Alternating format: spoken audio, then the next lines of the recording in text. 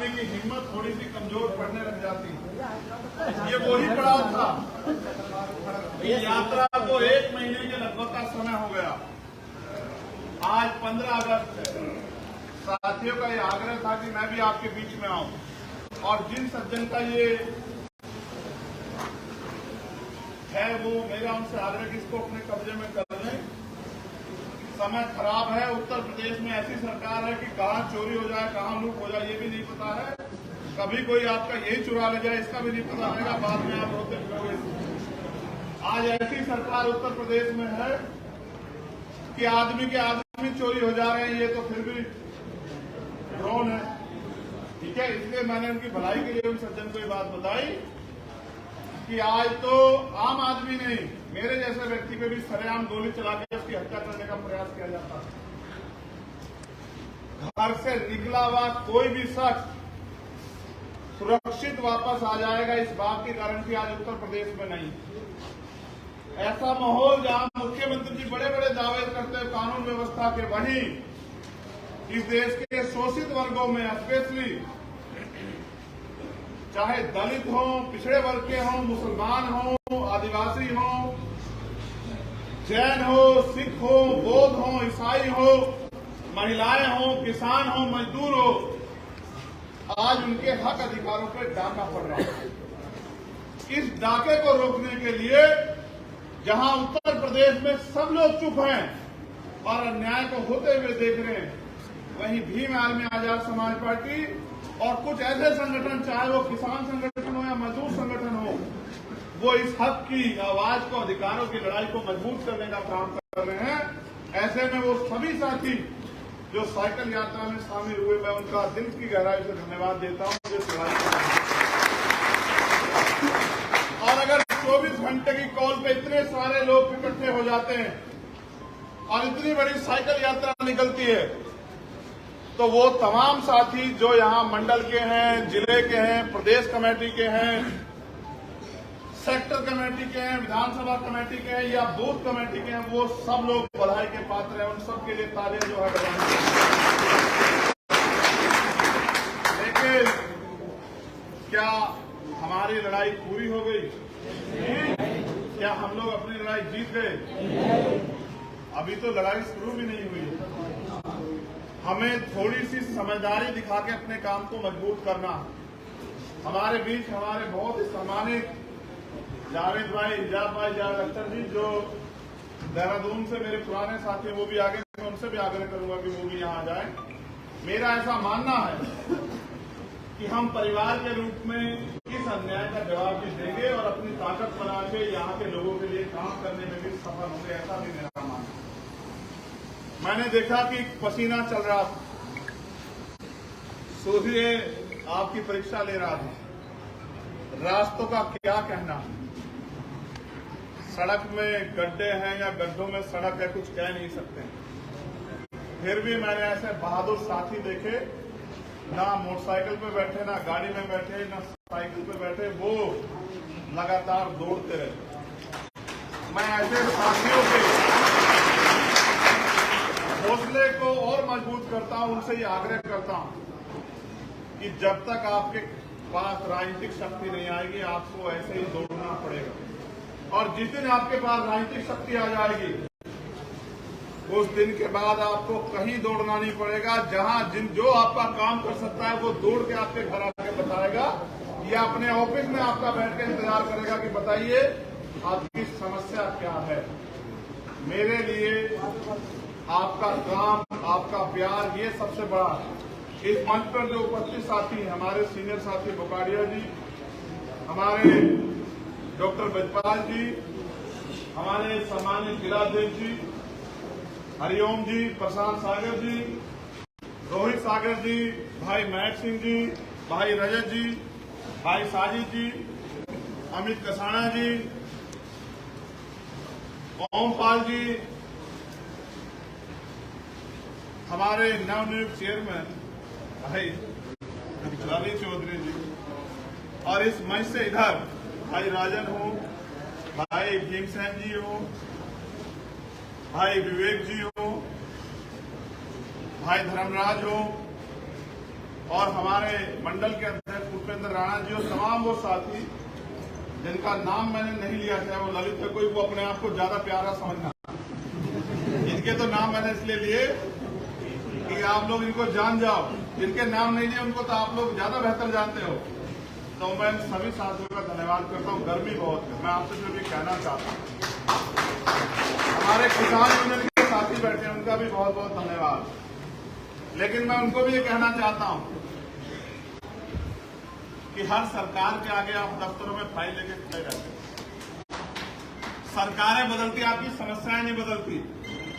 आपको अपनी समस्या का पूर्ण अगर हल चाहिए तो अब किसान बन के आगे के समय में वोट करना, ना जाति पे करना, ना धर्म पे करना, ना किसी और चीज पे करना, किसान बन के वोट करना, आपकी समस्याएं हल हो जाएगी, मेरा आपसे वादा।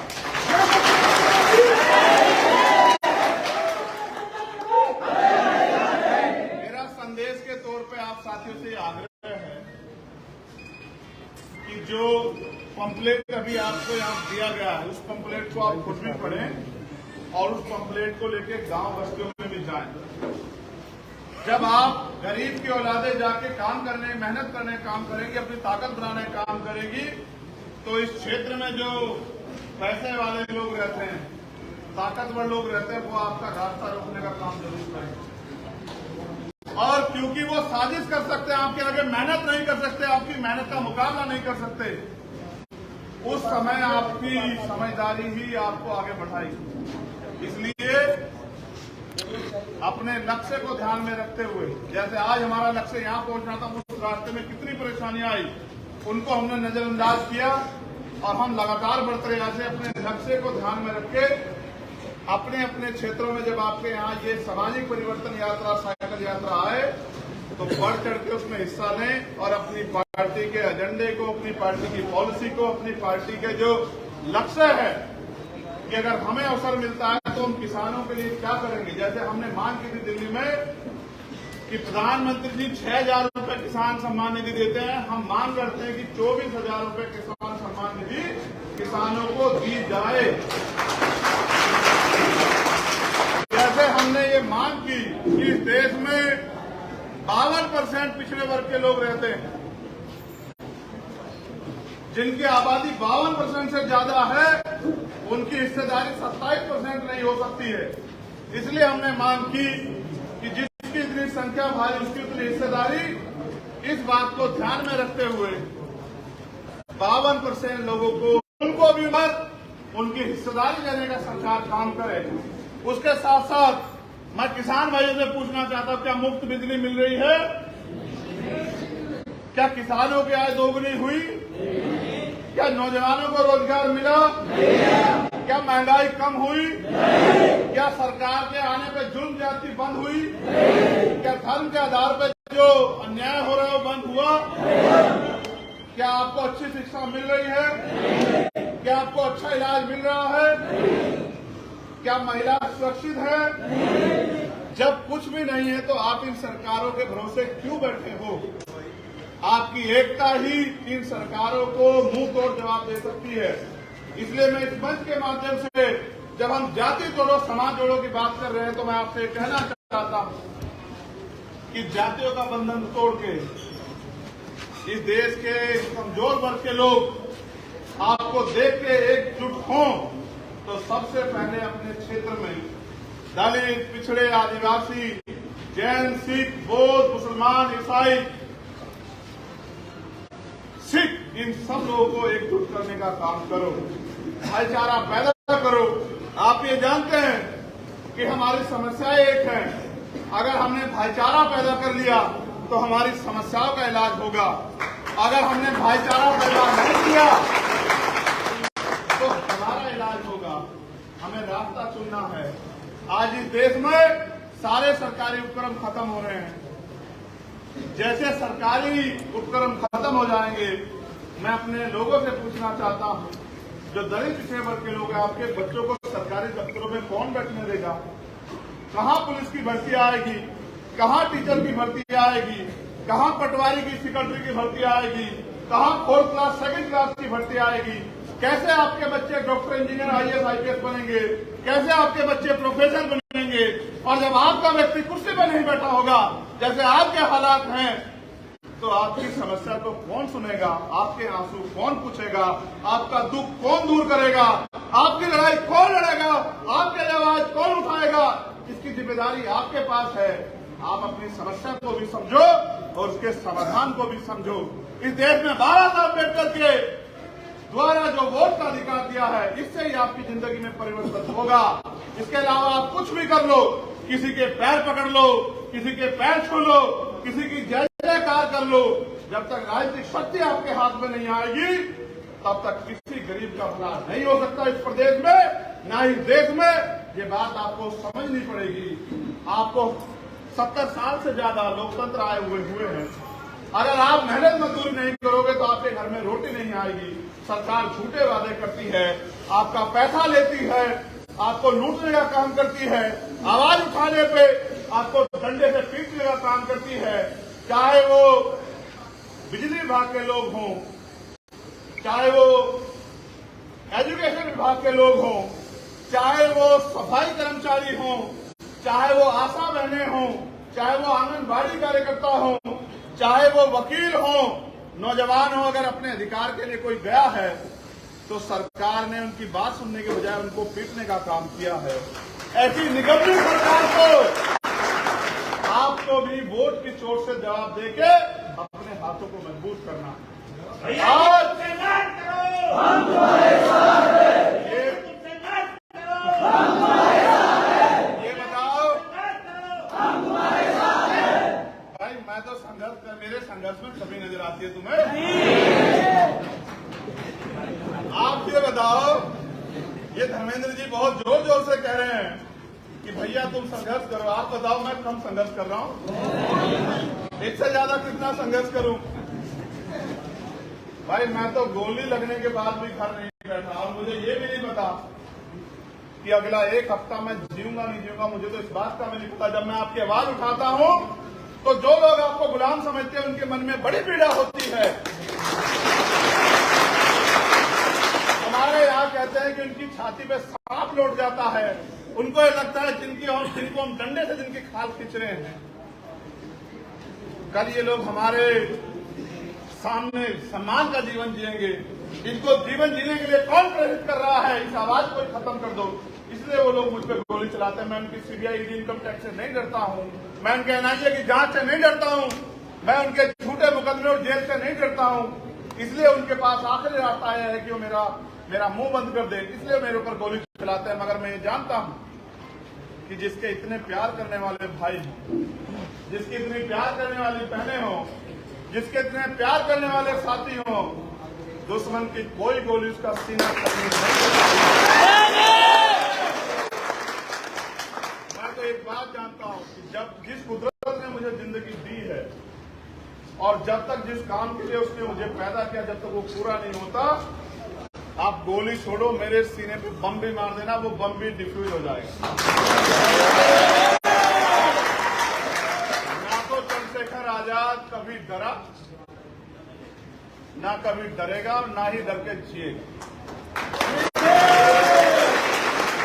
अगर आप ये सोचो कि इस राजतंत्र में, ये राजतंत्र इसलिए कह रहा हूं जबकि लोकतंत्र है, कि यहाँ पैसे वाले लोग ही राजनीति करते हैं। चुनाव लोग लड़ने के लिए करोड़ों रुपए की जरूरत है। वहां आपका जिनके पास पंखे भी पूरे ना हो, जिनके पास कुर्सियां भी पूरी ना हो, उनकी पार्टी कैसे आगे बढ़ेगी? ये जिम्मेदारी आपके कंधों पर है। एक तरफ पैसे वाले लोग हैं जो हमारे लोगों को खरीदने का काम करेंगे, हमारे लोगों को बाजार में जाके बताने का काम करेंगे कि वो बिकाऊ लोग हैं, और एक तरफ आप गरीब लोग हैं जो मेहनत कर रहे हैं। आपको ये तय करना है कि आपके एक एक वोट, पहले नगीना का, फिर उत्तर प्रदेश का, और फिर आने वाले कुछ सालों में इस देश का भविष्य बदलने का काम करेगी। आपको इस बात का ध्यान रखना है। ये लड़ाई आपकी मेरी नहीं है, ये लड़ाई उन लोगों की है जो आने वाली पीढ़ियां इस उम्मीद में है कि हमारे लोग हमारे देश में हमारे लिए अधिकार छोड़कर जाएंगे। आज जिस तरह से भारतीय संविधान को खतरा है, आज जिस तरह से भारतीय संविधान के होते मजाक उड़ाया जा रहा है, इस समय आपकी आवाज की सबसे ज्यादा जरूरत है। मैं अपने अधिकारी कर्मचारियों का भी बहुत बहुत धन्यवाद देता हूं, उनका सहयोग हमें हमेशा मिलता रहता है। और कुछ ऐसे भी साथी हैं जो पर्दे के पीछे से हमारी बड़ी मदद करते हैं। मैं उन सब भाइयों का दिल की गहराई से धन्यवाद देता हूं जो इसी पंडाल में मौजूद है, और उनके नाम भी लोग नहीं जानते, लेकिन वो बहुत मेहनत करते हैं। मेरी लड़ाई बात एक है कि आप अपने पैरों पे खड़े हो जाओ, आप अपनी जिम्मेदारी, अपने अधिकार को समझ लो, और अपने अधिकार जो आपके अधिकार लोगों ने छीन रखे हैं उनको छीनने के लिए संघर्ष करो। और ये लोकतंत्र है, संघर्ष करने के लिए आपको कोई तलवार भाला नहीं उठाना है, कोई बंदूक नहीं चलानी है, अपने पक्ष में ईवीएम का बटन दबाना है। मुझसे लोग ये भी कह रहे हैं कि साहब आपके लोग आपके साथ रहेंगे लेकिन ईवीएम से हरा देंगे।